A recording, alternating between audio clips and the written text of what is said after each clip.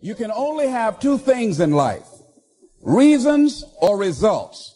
Notice, reasons don't count. I like that. Folks will always point out reasons on why they're not living their dream, on why they're not manifesting their greatness. They will always be able to point those things out, but none of those things count. The only thing that counts are results. And results don't lie, ladies and gentlemen. They tell it all. Judge a tree by the fruit that it bears, not the ones that it might talk about, not the ones that it might wish for or think about or affirm about, but the fruit that it actually bears. So let us look. I think that all of us are committed. But I think that some of us are producing results in our lives that level of commitment brings that we particularly don't like or find distasteful. I don't think that as a participant in life, you cannot be committed. You're either committed to mediocrity or you're committed to greatness. You're either committed to being productive or you're committed to being non-productive. You're committed to being happy or you're committed to being unhappy. See, whatever you're doing, however you spend your time, that tells you who you are. So think about what it is you like to create in your life experience. Once I look at how you commit your time, once I do an evaluation on how you spend your time, I can tell you exactly what you're committed to. People that say they have dreams or want to open a business or want to do something differently than what they're now doing, they don't like their jobs, they're unhappy, they're unfulfilled. People who say they want to improve their income level, look at how they spend their time. How they spend their time, the commitment of their time, how they use that will really tell the truth. People who said, I'd like to do better, but you don't find them in vocational or technical schools upgrading their skills and their knowledge, how they spend their time, that will tell you what's going on. People who say they want to normalize their weight, they want to be healthy, but every time you see them, they're eating, that will tell you that they're committed to being obese for the rest of their lives. People tell you they want to stop smoking and they're lighting up at that time. Folk that say, I want to stop drinking, and every time you're in their face, they're reeking with alcohol, that will tell you what's going on. Don't have to listen to what they say, just watch what they do. Commitment shows up in your life in what you do. On the other hand, you can make the commitment to your life that you don't like the results that you have and that you're going to do something about it. See, that power is available to all of us. People who look at life and decide, I want something different for myself. Carol Hatfield. Carol lives in Detroit, single mother, decided that she wanted to go into her own business, did not have enough money to do it. She wanted to have a health food store. She sold her car and used the money to start in a little storefront, a little hole in the wall. She rode to work on a bicycle. And then when she got enough money, she bought a motor scooter and did that for a long time. She's now a very successful person. She now has 3 health food stores. She said it was hard. It's a struggle, Les. She said, but I did it. She said, I made the commitment to do it, and I did it. Why is it that people are frightened by commitment? Because when you say the word commitment, that intimidates a lot of people. Why? Because it means you have to deliver. See, most people, you ask them, hey, look here, I'd like for you to do this. And they'll say, I'll try. I'll try means that is my escape clause. When I don't come through, it's really a polite no. I don't have the courage to tell you no, so I'll tell you I'll try. Hey, look here, I need you to come to this meeting. I'll try. I say, what do you mean? You're going to lean toward the meeting? Try and sit down. You either do or you don't. Try and take this pencil out of my hand. You either do or you don't. There's no such thing as try. So most people like to use that language. They don't want to commit themselves because commitment means, among many things, no excuse is acceptable. That's what it means. No excuse. That if you decided that you're going to do this, if it becomes hard, then do it hard. If it's difficult, so what? If it's inconvenient, so what? See, a lot of people made a commitment to come here tonight, but they looked outside and said, it's raining. The temperature dropped. It's cold outside. And they decide to give up on their commitment. And that's how people do about their dreams. They don't honor their commitment to themselves. Let me tell you what happens when you don't keep your commitment. Number one, it begins to deplete your self-esteem, and it erodes your self-image. It weakens your faith in yourself. You don't feel good when you don't keep your commitments. The other thing is that you begin to develop weak relationships with people. People begin to realize they can't depend upon you. They can't rely on you because you won't keep your word. You've established that kind of reputation. Just think, what would your life be like if you decided to keep your commitments? What will all of our lives be like if we decided to keep our commitments? That we decided to do the things that we said that we were going to do. That we wouldn't even speak it unless we were going to do it. If we decided just for a week, just see what your life can be like. Let's do it for a commitment to make it a 7-day commitment that I won't say I will do anything unless I'm going to do it. And find out what your life will be like. Let me tell you what, if you follow it through, if you keep your commitment to the commitment, at the end of the 7 days, you'll feel strong and powerful. Because by honoring your commitment, each time that you do, that empowers you. Whatever discipline that is required. Whatever it is that you must do. So I'm suggesting, number one, commit yourself to live in the present. I saw the movie, The Dead Poets Society, Robin Williams, and they had a line in there, seize the moment. Many of us are not able to move forward and develop and manifest our greatness because we spend so much time looking back or worrying about the future. Seize the moment. See, you cannot go into the future and manifest your greatness when you have various things in your life that's blocking you. Let's look at how we can begin to keep our commitments. Remembering what Dr. Robert Anthony said about results. When you keep your commitments, you're able to produce some different kinds of results in your life. So how can we keep our commitments? And do we keep all commitments? No, we don't. You will not be at 100%. However, you will have a greater percentage rate of maintaining your commitments to yourself, whatever those things might be. If it's going into business, if it's changing a habit that you know that works against you, if it's overcoming self-destructive behavior, if it's retraining your thinking, if it's reinventing yourself, if it's trying to begin to design your relationship differently, all of us have the possibility, by focusing and really harnessing our attention and concentrating on it, we really have available to us the power to honor our commitments in those particular areas. So number one, make it priority. See, no one would go get on an airplane if you thought your chances of getting there to your destination were as good as your luggage. Am I correct?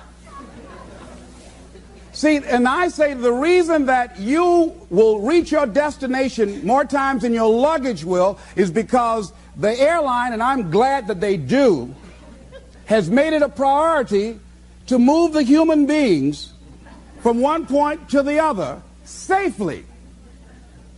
Not send you off to Boston or someplace with your luggage. So I'm not really upset when my luggage doesn't show up. I'm glad they delivered me. Because they've made me a priority. See, they have made delivering you to your destination important.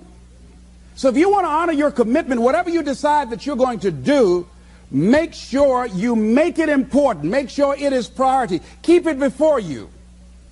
The other thing is, whatever that you want to do, whatever you want to begin to create and beginning to manifest your greatness and strengthening your level of commitment, and it's really exercising your will. Find something that you want to do on your goal, one action step, but make sure it stretches you, that it challenges you, but it's doable, that you can do it. This year I decided that I was going to exercise.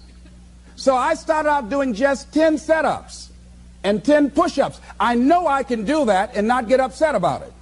I can do that without thinking.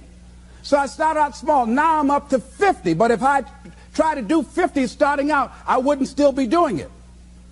So I started doing it in manageable segments. Do that. And that that strengthens your will. So my commitment now is strengthened and fortified by the activity of actually doing it. So now I can expand and build from there.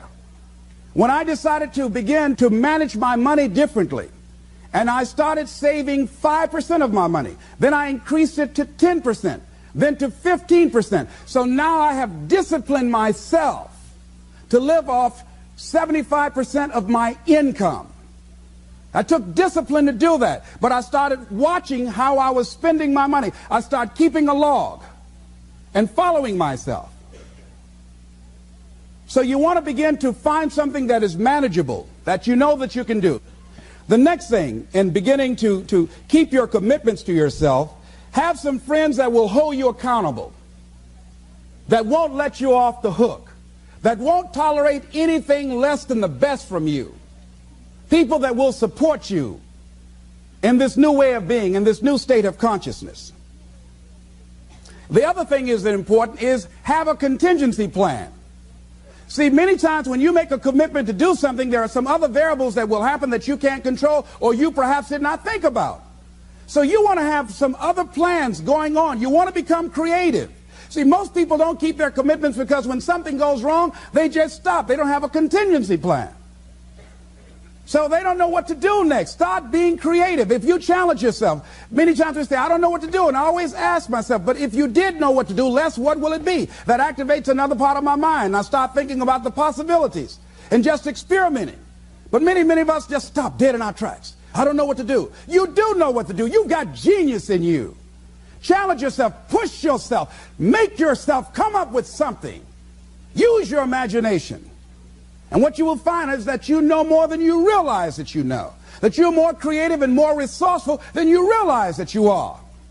And as you do that, the more you do it, the easier it will become. At first, it's going to be a struggle. And after you get into a certain level of consciousness, you will ask yourself, how is it that I didn't see this before? At the level that I'm managing my business now, they say consciousness is what we are. I literally look at myself and say, how is it that I didn't do this before? Why is it that I couldn't see this before? And the reason that I didn't see it before, because I didn't challenge myself. I didn't put myself out here. See, the reason that most of us go through life never discovering our true greatness, literally walking, breathing corpses, the uncommitted life isn't worth living. Why? Because it doesn't produce anything. See, you only make things happen. Your life only counts. You only make a difference when you are committed. When you make a commitment with your life. That's the people that make a commitment with their lives. The people that make a commitment to their customers. The people that make a commitment to their families, to their relationships, are the people that make the greatest impact in life. What is commitment? Commitment is the salesman who says, look here, I'm going to make $1,000 today and I'm not going home. You can turn the lights out. The janitors could be here running the vacuum cleaner. I'm not leaving here till I do it. I used to be a door-to-door salesman. I had X number of TVs. I had a minimum amount that I knew I had to sell every day in order to provide for my mother, who was ill at the time, who had lost her job at the M&M cafeteria because of arthritis. And I said, I'm going to go door to door, and sometimes I would not come home until 1 o'clock at night, knocking on people's door, people closing. What do you want? Would you like to buy a nice working month's television set, no money down? No. What about an Emerson TV? No. Thank you very much. Do you know anybody else that would be interested? No. Thank you very kindly. Knock on another. Hello. Would you like to buy a nice working television set, no money down? No, get away from our door. Thank you very kindly. Do you know anybody else would be? Yeah, my cousin, he lives 2 doors down. Thank you very kindly. I tell him you sent me. When I heard your cousin told me that you wanted to buy a television set, told me to come here and talk to you, we got a special discount for you. Yes, come in, I'm interested. I would just keep right on. I would not go home until I did it. It's an interesting thing, ladies and gentlemen, that when we put ourselves in a situation where we say we're going to do it, it puts you in another zone where the universe responds to you. When you have that kind of consciousness, see, the universe responds to the man or woman that refuses to be denied, because that is your commitment. That business that you want, that book you want to write, that dream that you have of controlling your destiny, that is yours. That power to create that and to manifest that is yours. That's available to you. But you've got to be willing to stand there and face disappointment, not have support, be lonely, doubt yourself sometimes, be rejected again and again and again, become bankrupt if necessary, again and again and again, and refuse to turn around until life gives it up. Nothing can resist a person that has that kind of commitment. The people that have made a difference on the planet.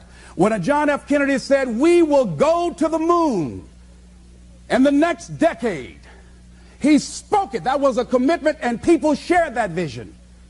People bought into that. We've had all kinds of examples in history where people have made declarations, who have committed their lives to bring about a difference. There are people who are taking a stand today against hunger. I guarantee you it will be a part of our past at some point in time. Someone took a stand against polio. It no longer plagues us as it once did, because someone said, it is my commitment to eradicate it from the face of the earth. Someone made the commitment. The reason that we're here and enjoying the democracy that we have, someone made a commitment that whatever is required, if it means that I die. I remember Paul Robeson, here I stand, for I can do no other. And that's how you must be. Commitment means standing up for your life. It means honoring yourself. It means beginning to say and to see and recognize your alignment and oneness with the universe, and that you are a channel for life to express through. And we short-circuit it with anger. We short-circuit it with fear. We short-circuit it with envy. We short-circuit it by being lazy or apathetic or giving up easily. Why? We say, oh, it's too hard, it's too hard. We don't challenge our spirit. Ladies and gentlemen, there's nothing as powerful as the human spirit. You can't destroy it. You can pervert it, but you can't destroy it. I was reading Man's Search for Meaning by Viktor Frankl. What a powerful book. I'm reading it now for the 7th time. And he gives so many graphic examples of the power of the human spirit.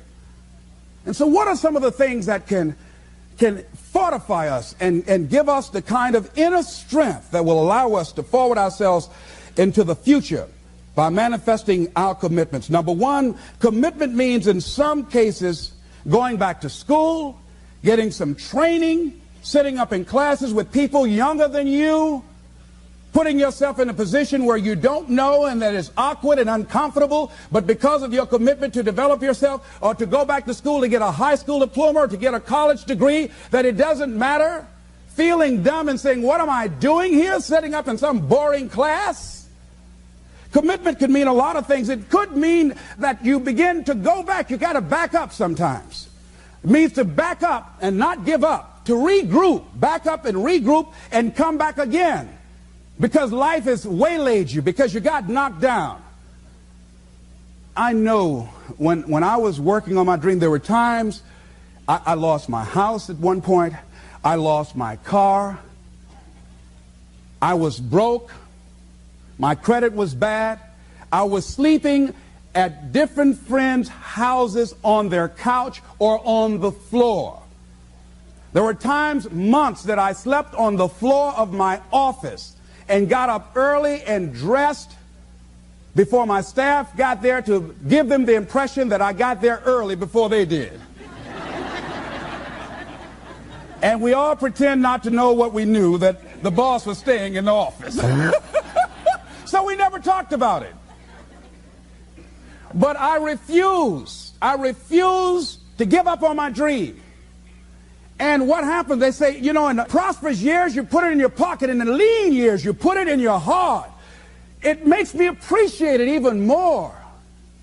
Even more. I wouldn't trade it.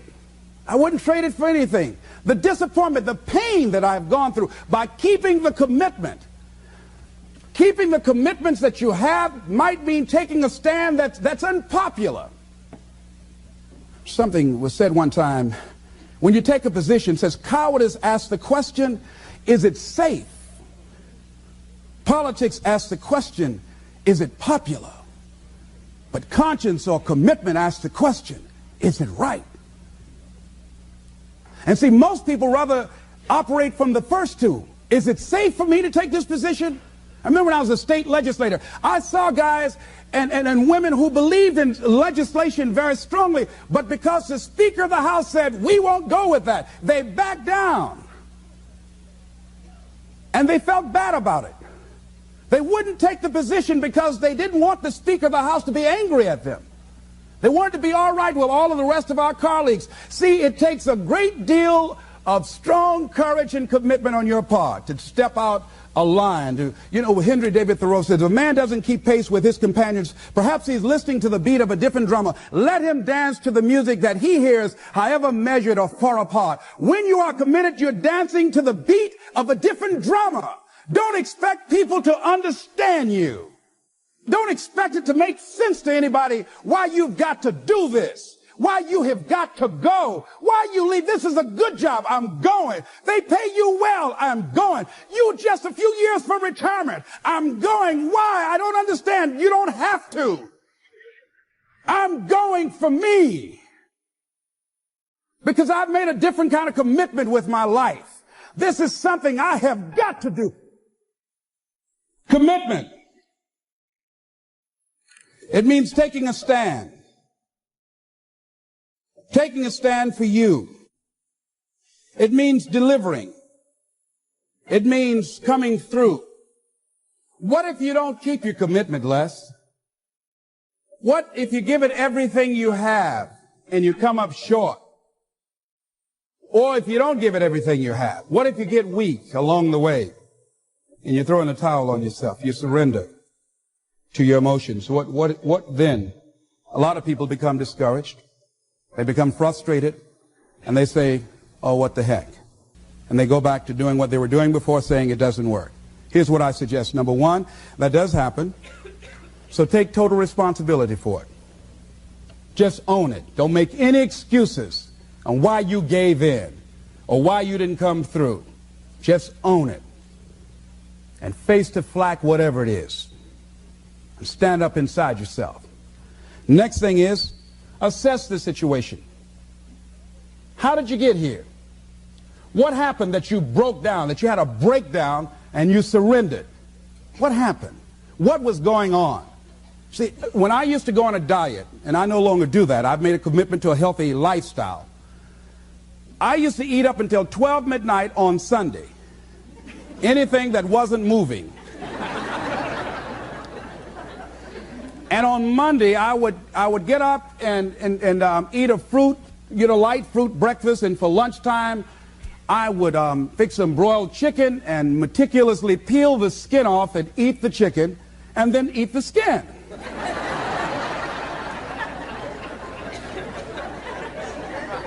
Do 5 setups, look in the mirror, and become discouraged because my stomach doesn't look like a washboard or one of the Avon Haley dances. And I say, what the use? And then I go to the refrigerator and eat food cold standing right there in the refrigerator. So when I evaluated where I broke down, I realized I can't have junk food in the house. So I had to remove that. And then I realized there are certain streets I couldn't drive down. So I changed my route. I stopped taking people to lunch or to dinner because I couldn't sit there and watch them eat. When I had to go someplace and speak and they were eating, I said, call me downstairs when it's time for me to speak, because if I sit at the table looking at them, the food's going to call my name. And I know this. So I had to begin to make sure that I wasn't putting myself in a position where I would give up on my commitment. Am I making sense to you? Yes. So I began to strategize around avoiding situations where I knew that I was going to become weak. Another thing I do when I don't keep my commitment, I either deny myself something or I do a trade-off. If a glazed donut takes advantage of me, then I require myself to do an extra 25 setups. Or I walk for an extra 15 or 20 minutes because I got a hammerlock on my head and say, come on over here. So you might have to deny yourself something or do a trade-off. Do something that will offset it. The other thing is, start again. So what? You fell flat on your face. So what? Start again. Learn from the experience and start again. Don't count yourself out. Don't sentence yourself to a lifetime of being miserable, a lifetime of being broke, a lifetime of being unhealthy, a lifetime of being in a relationship that is no longer fulfilling to you, a lifetime of working on a job that does not bring you satisfaction, that's not giving you the creative urge that you need and that got to have in your life that stimulates you. Don't sentence yourself like that. You are a human being. Don't volunteer your life that way. Your life has too much value to the universe. You've got something to contribute. You've got something to give. And so what if you make a commitment and you're not able to do it like a pro? That you're not good as everybody else. Live in the moment. I like what this says. Look to this day, for it is life, the very life of life. In its brief course lie all the realities and verities of existence, the bliss of growth, the splendor of action, the glory of power. For yesterday is but a dream, and tomorrow is only a vision. But today well lived makes every yesterday a dream of happiness, and every tomorrow a vision of hope. Look well, therefore, to this day. See, if we just start enjoying where we are, if we make that kind of commitment to enjoy where we are, to experience the experience of life where we are, to do all we can right now where we are. Forget about the mistakes yesterday. Forget about all your failures yesterday. Forget about what you don't have. That's not important. Only thing that we have is right now.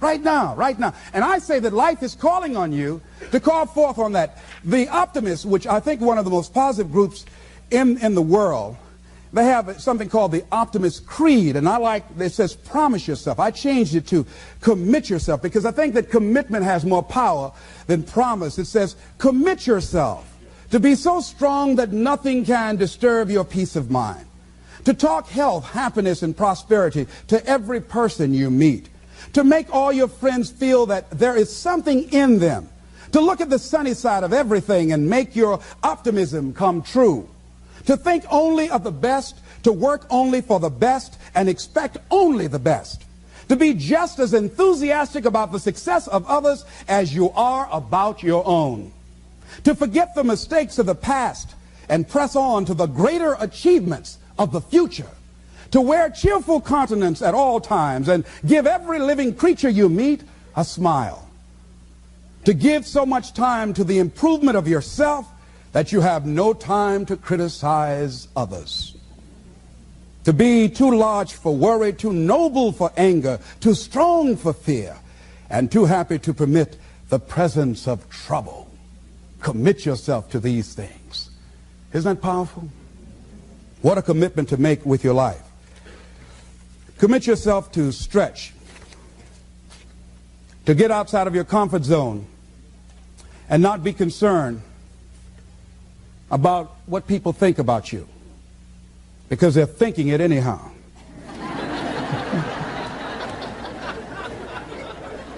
Don't worry about what they will say.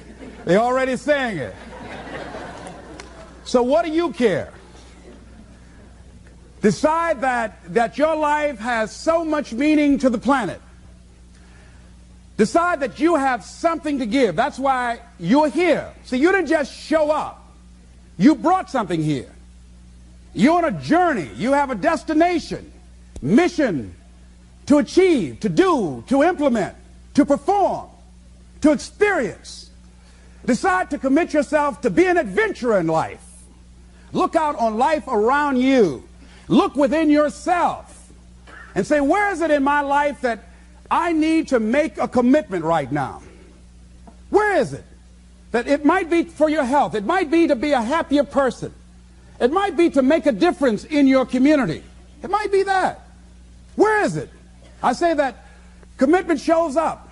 And the man or woman who has some idea, some dream that they've been nurturing within themselves, and no one believed it. No one saw it for them. That they weren't masters at it. They weren't experts at it. No one would build a statue and ever call their name and recognize them. They never made it to the front page of the newspaper, but they had something that was theirs, something that was their baby, something that they loved and they believed in, and they just did what they could with what God gave them with their dream.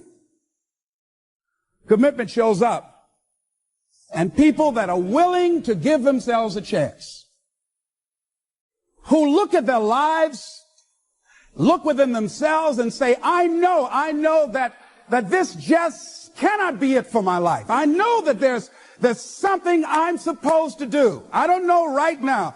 Or maybe you do know. Maybe you do know and you've talked yourself out of it. And I understand that. Because I'm late. No. Everything happens as it should. I got the courage to step out, to become committed. I was seriously not serious before.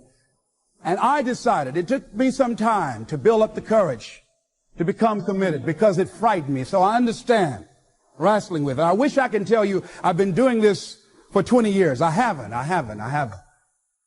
I'm just glad that I decided to become committed before I left here.